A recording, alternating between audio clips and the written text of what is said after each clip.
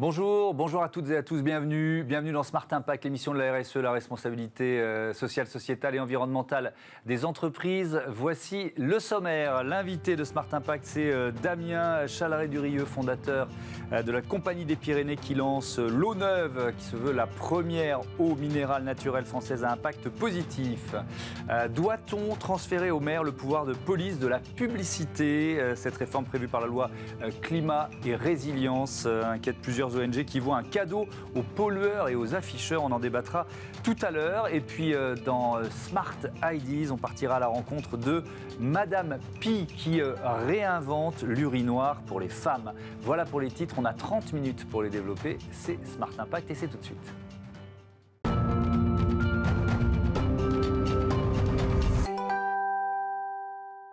Bonjour Damien Chalaret-Durieux, bienvenue. Bonjour Thomas. Vous êtes donc le cofondateur avec Sébastien Crussol de la Compagnie des Pyrénées, créée en 2010. Avec quelle idée ?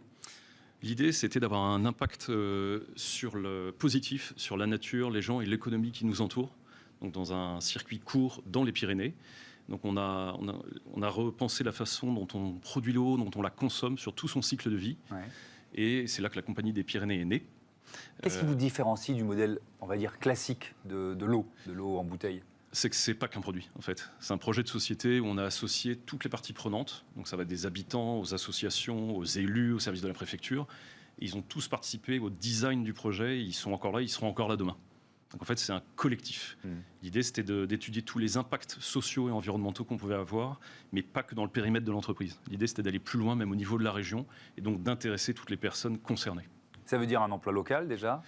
C'est un emploi local. Dans la logique de recrutement ? Voilà, alors c'était un souhait, mais on l'a fait. C'est-à-dire qu'on a 25 personnes employées aujourd'hui dans un rayon inférieur à 25 km par rapport à l'usine.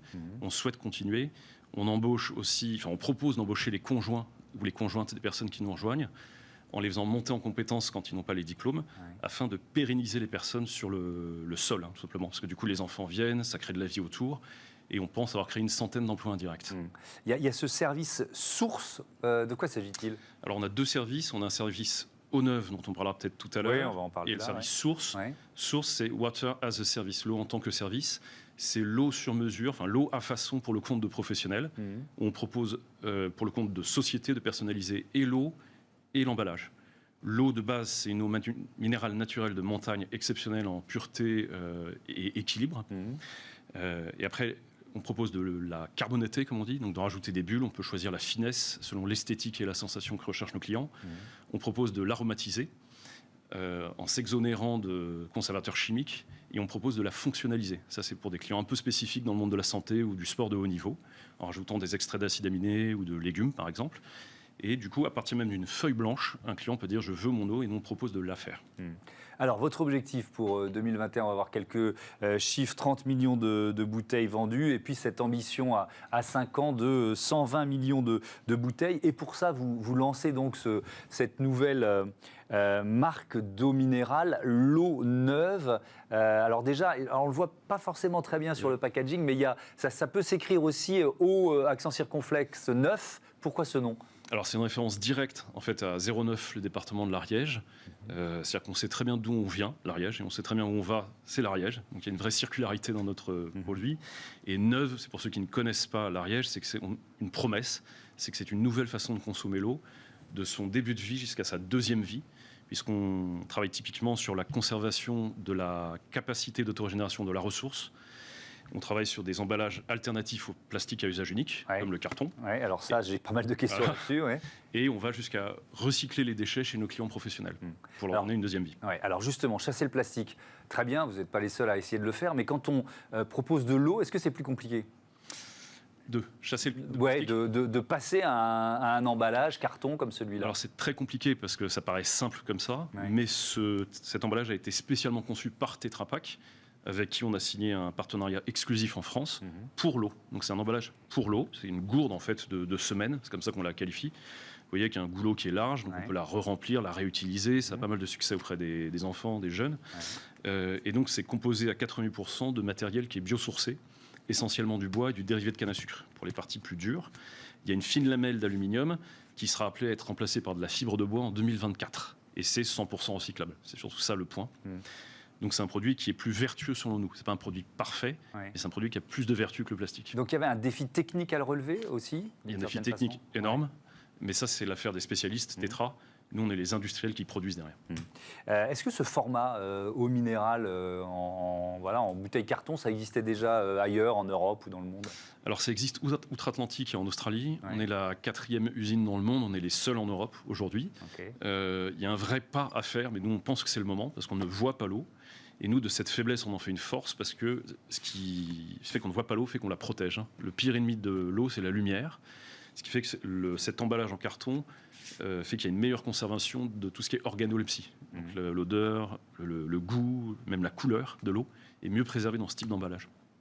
Alors, il y a donc cet emballage. Il y a aussi un format en canette aluminium, on va dire, qu'on connaît peut-être un peu plus classique. Mais alors, le problème d'une canette en aluminium, c'est qu'on la boit, on la jette. Vous travaillez aussi à une meilleure recyclabilité de cet usage? Alors, oui, la canette est 100% recyclable. Ouais. Après, ce n'est pas notre métier de la recycler. Mais Ouais. comme on veut tenir notre promesse jusqu'au bout, et et mériter la confiance de nos clients. On travaille avec des gens dont c'est le métier, type Lemon Tree, type Green Big, qui eux sont les spécialistes en fait de la récupération de ces déchets et qui leur offrent une deuxième vie. Donc on est en partenariat avec eux, essentiellement sur les clients professionnels, où on travaille en logistique inversée. C'est typiquement, on livre un EHPAD de bouteilles neuves, et quand on repasse 15 jours après, on récupère les bouteilles usagées, et c'est nous qui faisons la collecte, le tri, et du coup on envoie après chez ceux qui valorisent ces gisements. Est-ce qu'il y a encore un peu de plastique quand même dans la Compagnie des Pyrénées, sur certains de vos emballages? Alors oui, nous on recycle la totalité de nos déchets, on vise une empreinte carbone neutre sur notre site, donc nous nos propres déchets, on sait ce qu'ils deviennent demain. Après, chez nos clients, malheureusement, on ne maîtrise pas ce que font la totalité de nos clients en grande distribution, hors domicile ou alternative. Mais on propose des solutions, comme ces fameux partenariats. Donc voilà, on va vers le mieux. D'accord, mais est-ce que dans certains... D'ailleurs, c'est qui vos clients? Des enseignes de la grande distribution, entre autres?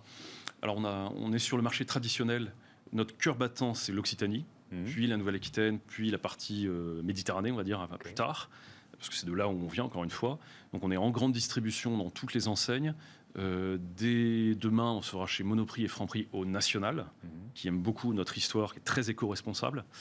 Et après, on est dans le hors-domicile, dans la restauration collective, pour tout ce qui est médical, cantine, c'est scolaire. Et on est dans tout ce qui est restauration commerciale, restaurant, hôtellerie. Mais bon, on attend que ça réouvre.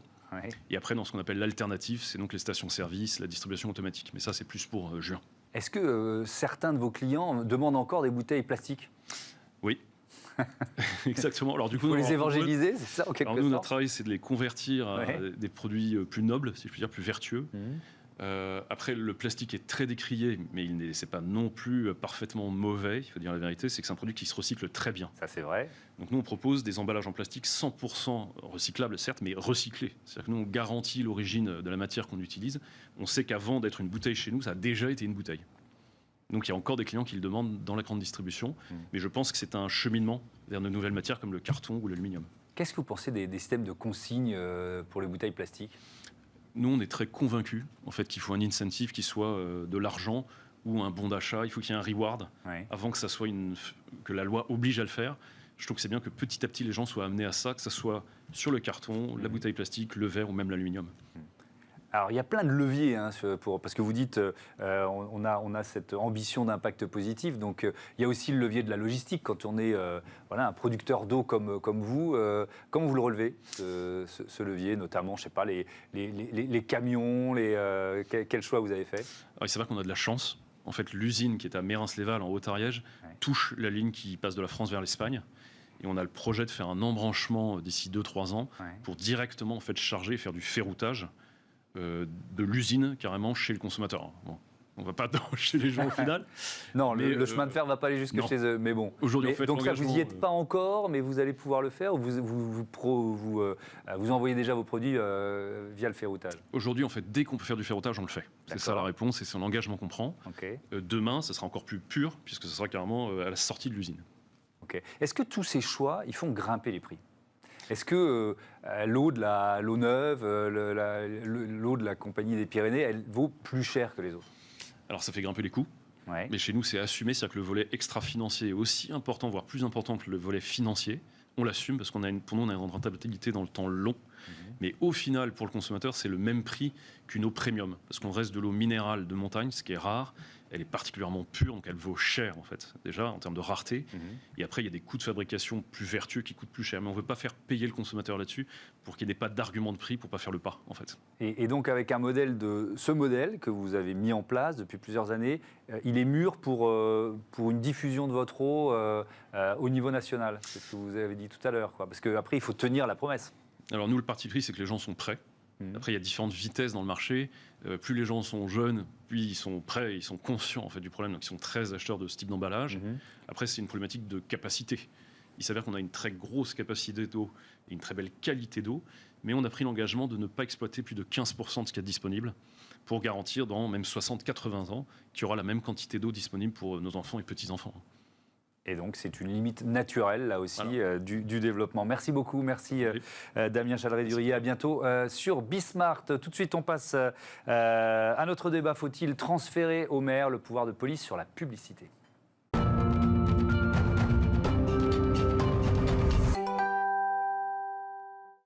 Doit-on transférer au maire le pouvoir de police de la publicité ? Cette réforme est prévue par la loi Climat et Résilience et on en débat tout de suite avec Julien Lacaze, président de Sites et Monuments. Bonjour, bienvenue. Merci. Avec nous également en visioconférence Claudine Bichet. Bonjour, vous êtes première adjointe au maire de Bordeaux. Est-ce que vous m'entendez bien ? Oui, je vous entends. Bonjour. Bonjour, bienvenue à vous. Je commence avec vous, Julien Lacaze. Sites et Monuments, c'est l'ancienne société pour la protection des paysages et de l'esthétique de la France. Qu'est-ce que vous pensez de cet article de la loi Climat ? Qu'est-ce que ça change pour vous ? Alors cet article, il nous inquiète beaucoup parce qu'il faut savoir que la publicité est un domaine dans lequel les infractions sont massives. Certains vous diront qu'un panneau sur deux peut être illégal. Et donc la question de la sanction et de qui sanctionne est absolument essentielle. Alors c'est vrai que ce sont des questions du coup un petit peu techniques parce qu'on ne change pas le fond du droit, mais ça change quand même énormément. C'est-à-dire que le préfet a évidemment plus de hauteur de vue, ce n'est pas un élu.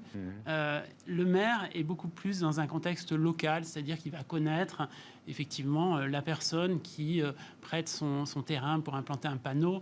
Il va connaître la grande surface qui évidemment fait de la publicité. Puisque ça donc va vous être pensez ça, qu'il est plus sensible ou soumis aux pressions ? Voilà, c'est une évidence. Il y a cette question-là, et puis il y a aussi des questions tout simplement de moyens.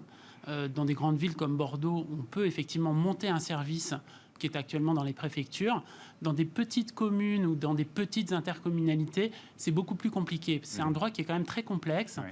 Donc, qui va sanctionner en fait ces publicités illicites qui sont aujourd'hui massives ? Claudine Bichet, il y a déjà des règlements locaux de publicité, il y a déjà un pouvoir du maire. Qu'est-ce que ça change, cette loi, pour vous ? Justement, nous, on déplore quelque part que cette loi ne soit pas vraiment à la hauteur des enjeux. Et en soi, je pense qu'on se rejoint assez sur le fond. C'est-à-dire que s'il y avait une loi vraiment mise en œuvre par l'État à la hauteur des enjeux de lutte contre le changement climatique, on n'en serait pas à débattre sur le pouvoir du maire ou pas. Et moi, je rejoins totalement les propos qui viennent d'être dits sur le fait qu'effectivement, une grande ville va avoir potentiellement les moyens de réguler ce qui se passe, et d'autant plus s'il y a une volonté politique forte derrière. Mais en soi, ça ne devrait pas être du cas par cas en fonction de la volonté du maire de telle ou telle ville qui sera plus volontariste ou non, ou en fonction des moyens de telle ou telle commune qui a la capacité de faire respecter. Donc pour moi, l'enjeu, il est bien au niveau de la loi qui, en l'état actuel des choses, sur la publicité, n'est pas suffisamment volontariste. Et c'est pour ça que, pour nous, ça serait ça l'élément fondateur et fondamental dont nous souhaiterions. Mais Claudine Bichet, est-ce que finalement le maire, au contraire, je vais inverser l'argument, est-ce que c'est pas lui le mieux placé pour décider d'autoriser tel ou tel affichage ? En soi, le maire peut effectivement, sur sa commune, est celui qui connaît le mieux son territoire. Donc, sur vraiment des dispositions très locales adaptées à son territoire, il il connaît mieux que l'État. Mais fondamentalement, là, de ce dont on se parle, c'est faut-il ou non interdire les publicités et certains types de publicités en particulier. Et ça, il n'y a pas de raison que ce soit plus valable sur la commune de Bordeaux qu'ailleurs. Je vous pose la même question sur la capacité du maire à être finalement le mieux placé pour prendre la décision. Vous en doutiez tout à l'heure, mais on peut vous rétorquer que voilà, c'est celui qui connaît le mieux sa commune. Ce n'est pas seulement une question de connaître et de savoir s'il autorise ou pas. Il y a un régime légal qui est prévu par le Code de l'environnement. Ouais. Et il y a, dans certains cas, effectivement, un règlement local de publicité qui vient préciser les choses, en mieux ou en moins bien. C'est-à-dire que, par exemple, le Code de l'environnement interdit les publicités dans les périmètres de protection des monuments historiques et dans les parcs naturels régionaux. Le maire, en faisant un RLP, peut réintroduire cette possibilité de mettre de la publicité. Donc, ce n'est pas exactement comme une convention collective qui viendrait préciser les choses. Alors après, ce cadre légal, il faut le faire respecter. Donc, cet empilement, Code de l'environnement, règlement local de publicité. On le constate, là, je suis venu, là, vous êtes près des Champs-Élysées. À Paris, il y a un règlement local de publicité. Les Champs-Élysées, c'est un site classé. Site classé, publicité interdite par le Code de l'environnement. Nous, on a fait condamner la mairie de Paris pour des publicités mises pendant l'Euro de football en 2016, où vous aviez effectivement des bannières publicitaires sur les Champs-Élysées. On les voit, ces bannières publicitaires, quasiment tous les jours. Vous voyez des marques qui sont arrimées sur les dispositifs d'éclairage public. Nous, il y avait même une triple illégalité, c'est-à-dire en site classé, sur des dispositifs d'éclairage public et en langue anglaise. Bon, et ça, pourtant, la mairie de Paris, comme elle a un RLP, aujourd'hui, elle est autorité de police de la publicité, elle ne le fait pas respecter. Il y avait une disposition qui était très bien, qui permettait au préfet de se substituer à une commune qui était défaillante, après l'avoir mise en demeure de régler le problème. Eh bien, cette possibilité d'intervenir pour le préfet est supprimée également par ce projet de loi. C'est-à-dire que là, les maires se retrouvent tout seuls. Donc un maire qui n'a pas les moyens de payer quelqu'un tout simplement pour se mettre au fait de cette législation, comment va-t-il faire? Et comment vont faire aussi certains maires qui ont les moyens, comme la mairie de Paris, et qui pratiquent, qui organisent eux-mêmes des illégalités en violation du Code de l'environnement. La question de la sanction que vous évoquiez tout à l'heure. Claudine Bichet, on va essayer d'être très concret. Est-ce qu'il y a des panneaux d'affichage que vous avez déjà supprimés, que vous allez supprimer sur le territoire de la commune de Bordeaux ?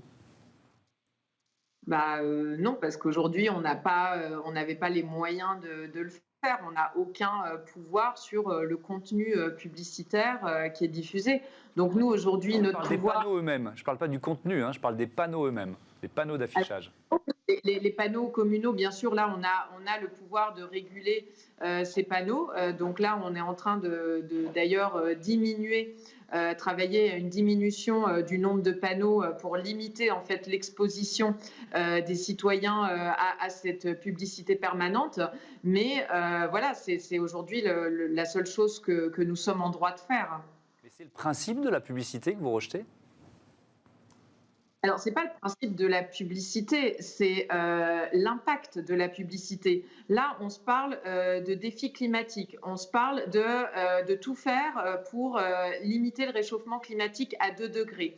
Vous savez qu'aujourd'hui, l'empreinte carbone d'un Français, c'est 11 tonnes de CO2. Sur ces 11 tonnes, il y a entre 40 et 50% de l'empreinte carbone qui sont liées à la consommation. Donc, la publicité induit cette consommation fondamentalement. Donc nous, ce qu'on aimerait, c'est que plutôt d'être dans un système qui pousse à une surconsommation, à être vraiment dans un système de possession du toujours plus de choses qui fondamentalement, nous n'avons même plus besoin. On a tous des armoires à craquer où on ne sait plus quoi faire et tout. Nous, ce qu'on aimerait encourager, c'est un nouveau modèle de consommation. Des circuits courts, consommés en local, du réemploi, du recyclage, favoriser des nouvelles filières. C'est tout ça, en fait, qu'on souhaite favoriser. Et c'est pour ça qu'on va travailler avec nos commerçants bordelais pour les aider, en fait, à se réorienter, à réorienter leur activité vers un modèle beaucoup plus vertueux, beaucoup moins impactant en émissions de gaz à effet de serre. Et c'est tout ce travail-là, en fait. Claudine Bichet, je vous interromps une seconde. Ça veut dire interdire la publicité de certains produits, par exemple. C'est vrai que ça a été évoqué dans le cadre de cette loi climat et résilience, et notamment demandé par les citoyens de la Convention climat. C'est ça, et c'est communiquer sur des nouveaux modes de consommation beaucoup plus vertueux. Avec le risque de freiner l'activité économique, parce que c'est toujours la question qui se pose. C'est comment réguler la publicité sans freiner l'activité économique. Mais c'est pas freiner l'activité économique, c'est la réorienter. C'est le sens de l'histoire. Toutes les entreprises sont en train de réorienter leur business model pour pouvoir répondre eux aussi aux enjeux climatiques, parce qu'ils ont bien compris, ils n'arriveront plus bientôt à vendre si eux-mêmes ne se mettent pas dans ces configurations. Donc c'est juste être logique de bout en bout, cohérent. Et aujourd'hui, on ne le voit pas effectivement dans certaines formes publicitaires. Alors, la réorientation des modèles économiques des entreprises, on le voit tous les jours ici dans Smart Impact. On est au cœur du réacteur. Julien Lacaze, est-ce qu'il y a des zones, vous le disiez, hein, alors après, est-ce que c'est respecté ou pas, mais il y a des zones qui sont un peu sanctuarisées dans les villes, notamment les quartiers historiques. Est-ce que le risque, ce n'est pas de réserver les panneaux publicitaires aux quartiers les plus populaires ? Non, alors je dirais que le code de l'environnement est bien fait. On ne peut pas mettre de publicité justement hors agglomération. Il y a vraiment des règles de base. Il y a des questions aussi de pré-en-scène dont on s'était plus ou moins débarrassé. Et il faut voir aussi que la publicité, elle change de forme. C'est-à-dire qu'aujourd'hui, quand on cherche un restaurant, mais on va regarder sur son smartphone, il y a énormément de publicité maintenant sur Internet qui n'existait pas. Il faut voir ça. Donc le marché publicitaire, il change. Alors si on peut en profiter pour dépolluer nos paysages qui sont le bien commun de tous les Français, hein, c'est quelque chose qui est gratuit. Il y a peu de choses qui sont gratuites. Mais il faut le faire. Voilà. Et ça, c'est une publicité en plus qui est subie. C'est-à-dire que vous prenez votre voiture et vous voyez ces panneaux. Et effectivement, l'idée de consommer plus intelligemment est quelque chose qui est intéressant. Il faut souligner d'ailleurs là-dessus que la Convention citoyenne pour le climat avait une proposition qui était radicale en matière de publicité extérieure, qui était de l'interdire. Sauf évidemment l'affichage d'opinion, hein, puisqu'il y a toujours, il faut distinguer les deux choses. Et ça, c'est transformé en une disposition technique qui aboutit exactement au contraire de ce que demandait la Convention citoyenne pour le climat. Dernier mot, le Conseil d'État lui-même, dans son avis sur la loi, le Conseil d'État est là pour conseiller l'État, il dit que cette mesure, elle est inopportune et va à rebours même des objectifs du projet de loi. Le Conseil d'État, ce ne sont pas des révolutionnaires. Voilà. On verra bien ce que ça devient avec la navette parlementaire. Merci à tous les deux d'avoir participé à ce débat. On passe à Smart Ideas tout de suite. Smart Ideas avec BNP Paribas. Découvrez des entreprises à impact positif.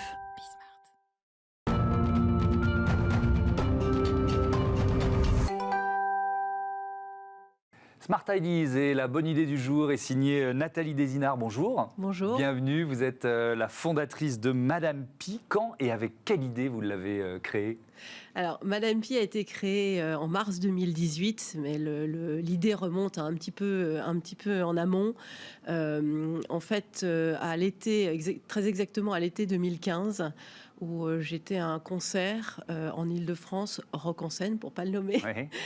Et en fait, j'y allais pour voir vraiment un groupe que j'adorais. Vous vouliez pas le rater. Et je voulais pas le rater. Ouais. Et donc, je suis allée aux toilettes avant, en me disant comme ça, je suis tranquille, avec mon mari, qui en l'occurrence, au bout de 2 minutes, est ressorti. Moi, j'étais toujours dans la file d'attente. Et m'a dit, voilà, écoute, moi, je vais prendre une bière, hein, puis je commence le concert, je t'attends. Ouais. Et là, je me suis dit, moi, j'y ai passé une demi-heure dans la file d'attente, donc j'ai raté le début du concert. Et là, je me suis dit, mais c'est pas possible. Enfin, on était en 2015 à l'époque. Qu'est-ce qui fait qu'on se retrouve dans une telle situation, à la fois à faire une file d'attente pas possible, et en plus avec une telle différence avec les hommes. Donc c'est venu d'un énervement. Oui. Et voilà. Et puis après, en fait, c'est le constat d'un machisme des toilettes dans les lieux publics, quoi, qui existe depuis et qu'on a tous vécu. Voilà, la même scène, version masculine avec ma femme ou une amie qui poireautait pendant de longues minutes. Donc, comment vous avez transformé la colère en idée et en produit surtout ? Alors en fait, donc l'idée est née en disant, bon, qu'est-ce que je peux faire pour que ce soit plus rapide ? Et puis accessoirement plus propre aussi. Ouais. Mais d'abord plus rapide. Et donc en fait j'ai fait un tour du monde et physiquement un tour d'Europe de ce qui avait pu être fait. Et l'idée de l'urinoir est née à ce moment-là. Et pour la petite histoire, est née parce qu'à un moment j'étais dans un stade, un match de rugby. Et là, je sors à la mi-temps avec une queue pour les hommes, mais immense. Mais qu'est-ce qui se passe? Ils ont fermé. Et en fait, je rentre dedans et je m'aperçois qu'il n'y a pas d'urinoir pour les hommes. À ce moment-là, ils étaient pas Et donc, je me suis dit, il y a une relation de cause à effet. Donc, j'ai commencé mes recherches là-dessus. J'ai travaillé avec des universitaires en Hollande, au Danemark, ergonomes, designers, parce que des expérimentations avaient déjà été faites, pour voir ce qui avait fonctionné, pas fonctionné. Et en fait, le produit est né non pas d'une idée produit, mais plutôt de l'expérience des femmes. Oui, de l'usage. On a travaillé avec, exactement, avec beaucoup de panels d'usagères.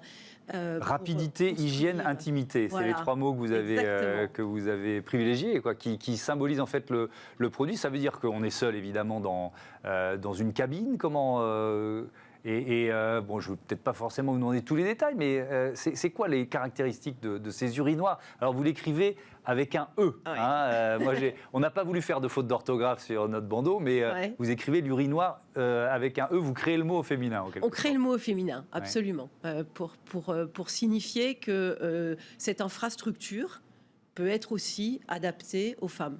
Et c'est pas parce qu'on ne fait pas pipi debout, pour être clair, qu'on ne peut pas avoir une infrastructure adaptée. Et finalement, c'était pas si compliqué que ça à mettre au point? Et finalement, en fait, tout part de l'usage, donc toute la recherche, on a 2 ans de R&D dessus, quand même, vient vraiment de se centrer sur ce dont ont besoin les femmes lorsqu'elles sont en dehors de chez elles pour aller aux toilettes. Donc effectivement, rapidité, intimité, pour être dans une question de sécurité aussi, et puis hygiène. Et ces exigences d'intimité et d'hygiène sont propres aux femmes et un petit peu différentes du besoin des hommes. Ouais. J'ai vu aussi que vos urinoirs de Madame Pi permettaient d'économiser l'eau. Comment? Parce qu'on est sans eau. Donc on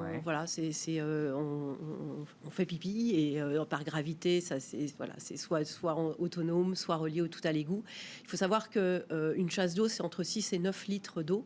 Donc pour vous donner une idée, c'est sur l'année 2019, début 2020, quand on a fait énormément d'événements, c'est 1 million de litres d'eau qui ont été économisés parce que les femmes ont fait pipi dans une urinoir Madame Pi plutôt que dans une toilette classique. Donc le potentiel est absolument colossal. Ouais. Et je dirais que c'est fini d'utiliser des dizaines de litres d'eau juste pour éliminer... C'est quoi? Vous êtes présent dans pas mal de pays déjà aujourd'hui? On est présent avec nos clients dans pas mal de pays, donc en Belgique, en Espagne, au Portugal, l'Afrique de l'Ouest aussi, en Côte d'Ivoire, au Canada. Donc l'ambition est clairement mondiale, c'est un marché de masse. L'ambition est claire, c'est 1 pour 1. C'est-à-dire que c'est qu'à chaque fois qu'on conçoit un urinoir pour hommes, on l'installe, on est l'équivalent pour les femmes. Et le pari est en train d'être gagné parce qu'aujourd'hui, installer un urinoir pour hommes sans installer une infrastructure équivalente pour les femmes, ça commence à faire has-been. Et heureusement, voilà les urinoirs avec un E au féminin de Madame Pi. Merci beaucoup. Merci. À bientôt sur Bismart. Voilà, c'est la fin de cette émission. Rendez-vous demain 9h midi, 20h30 sur la chaîne des Audacieuses et des Audacieux.